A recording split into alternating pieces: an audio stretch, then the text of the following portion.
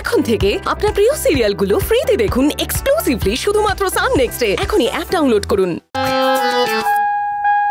আমি যেরকম সিট বেল্টটা পরেছি সেরকম আপনি সিট বেল্টটা পরে নিন।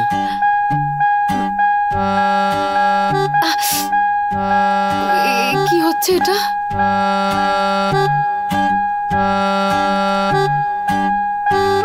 এক মিনিট।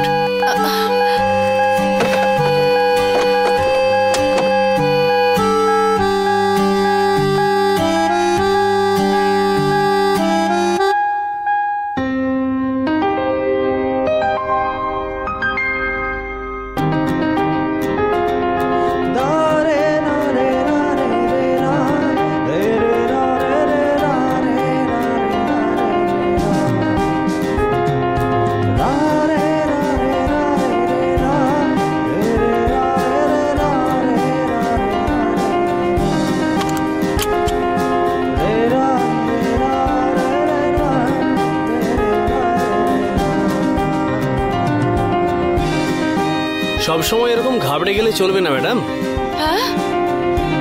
স্মার্ট হন।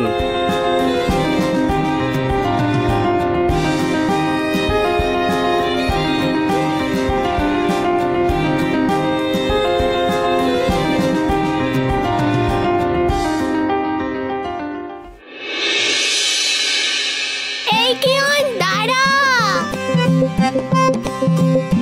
আরে দাঁড়া না মোটু। এই একদম আমায় ওই নামে ডাকবি না।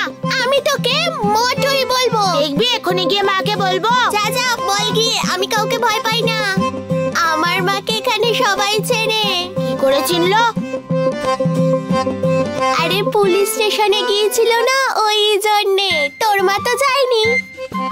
আমার মায়ের অনেক নাম। রুদ্র স্যারের অফিসেও এখন আমার মা যায়। ওখানে গিয়ে ভাষণও দিয়েছে। সবাই ভাষণ শুনে তালিও বাজিয়েছে। এখন আমার মা অফিসেও যাবে এরম করে ব্যাগ নিয়ে। তোর মা গেছে নাকি রুদ্র স্যারের অফিসে? যায়নি।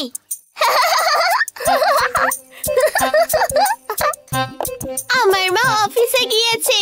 আর রুদ্র স্যারও আমার মায়ের ভিডিও বানিয়ে অফিসেও দিয়েছে। তারপর আমার মায়ের নাম আরো বেড়ে গেছে। শুনলি আমার মায়ের কত নাম হয়েছে? তোর মায়ের কেউ কোনোদিন ভিডিও বানিয়েছে? না। আমার মা আমায় বলেছে যে তোরা যে পুলিশ স্টেশনে গেছিলি, তোদের পুলিশ আটকে রেখে দিয়েছিল। আরে বোকা, তুই কিছুই জানিস না।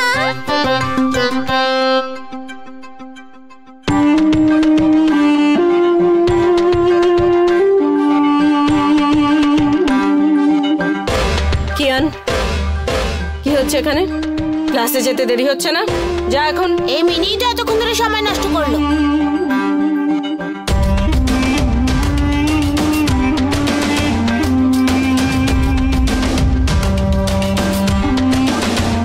মা ঠিকই বলেছিল, এদের একটু বেশি প্রশ্রয় দেওয়া হয়ে গেছে। একেবারে মাথায় চড়ে বসেছে।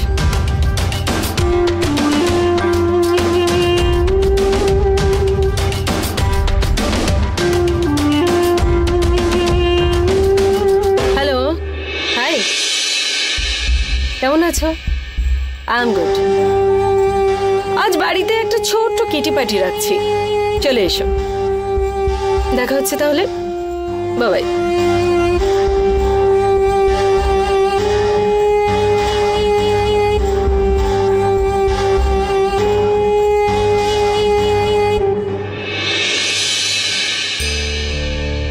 গৌরী, থ্যাংক ইউ গো। কিসের জন্য? কারণ এই বাড়িতে শুধুমাত্র তুমিই আমার খুব ভালো বন্ধু। তোমার সাথে কথা বলে আমার মনটা সত্যি খুব হালকা হয়। আর সত্যি বলতে, আমি যে এত কথা বলি তাতে তুমি কিছু মনেও করো না। আর গৌরী, তোমাকে আমি সম্পূর্ণ বিশ্বাস করি। তুমি কাউকে কিছু বলবে না। ধন্যবাদ জানাই। এতে ধন্যবাদ বলার কি আছে? একজন মানুষ আরেকজন মানুষকে সাহায্য করবে, এটাই তো স্বাভাবিক। আমি সবসময় আছি আপনার জন্য। আমাকে ধন্যবাদ বলার প্রয়োজন নেই। আপনার যখনই কিছু বলার থাকবে আমি আছি। হ্যাঁ, আসলে তুমি আর মিনি এই বাড়িতে আসার পর থেকে বাড়ির পরিবেশটাই বদলে গেছে। বাড়িটা যেন সেজে উঠেছে। আরে আগে তো কেউ কোনোদিন কারোর সাথে কিছু শেয়ারই করতো না। আরেকটা কথা বলি, তুমি আর মিনি সত্যি খুব ভালো। আপনারাও তো সবাই কত ভালো। সেদিন যে বাজারে গেছিলাম না, তারপর হারিয়ে গেছিলাম আমি, তখন খুব ভয় পেয়ে গেছিলাম আপনাদেরকে হারিয়ে ফেলার। আমারই তো আপনাদের সবাইকে ধন্যবাদ বলা উচিত। বাহ, দারুণ সেলিব্রেশন চলছে তো আমার বেডরুমের ভেতরে। আজকাল বাড়ির কাজের লোক প্রজেক্টেও ঢুকে যাচ্ছে। নাইস।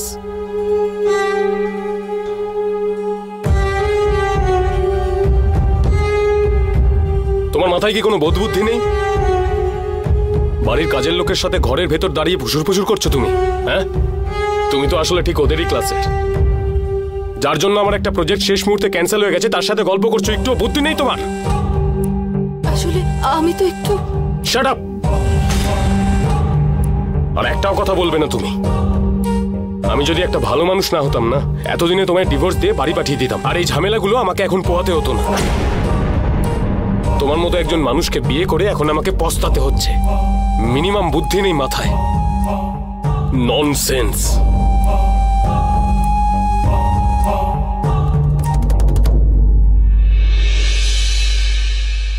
রুদ্র স্যারের বাড়িতে আমি একজন সাধারণ কাজের লোক। আমাদের জন্য উনি যদি কিছু করেন, তাহলে সমস্ত সাধারণ মানুষ ওনাকে ঈশ্বরের মতো পুজো করবে।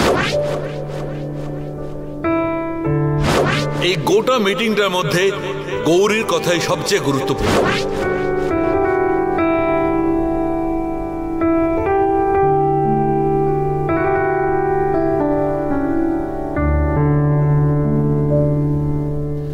রুদ্র,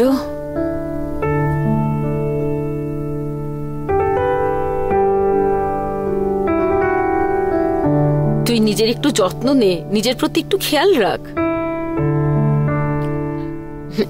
আচ্ছা, এসব বাদ দে। আমি এসেছি তোকে অভিনন্দন জানাতে। কাল অফিসে কি হলো আমাকে একটু বল। বড়মা, গৌরী কালকে অসাধারণ কাজ করেছে। প্রজেক্টটা নিয়ে খুবই টেনশনে ছিলাম আমি। আরে হ্যাঁ, আমি জানি। পুষ্পার কথা শুনে আমি বুঝতে পেরেছিলাম যে তোদের কাজটা কতটা গুরুত্বপূর্ণ। আরে ওর প্রতি আমার ভরসা আছে, যেভাবেই হোক ও তোদের ঠিক সাহায্য করবেই। তুমি একদম আমার মনের কথা বলেছো। ও সবাইকে ইমপ্রেস করে দিয়েছে। আরে আমাদের গৌরী শুধু বাড়ির কাজেই নয়, সব কাজেই ও ভীষণ পারদর্শী। তোকে বুদ্ধি করে ওকে কাজে লাগাতে হবে। তুই তো সারা জীবন ধরে অনেককেই সাহায্য করে আসছিস। ওর দিকটা একটু দেখিস বাবা।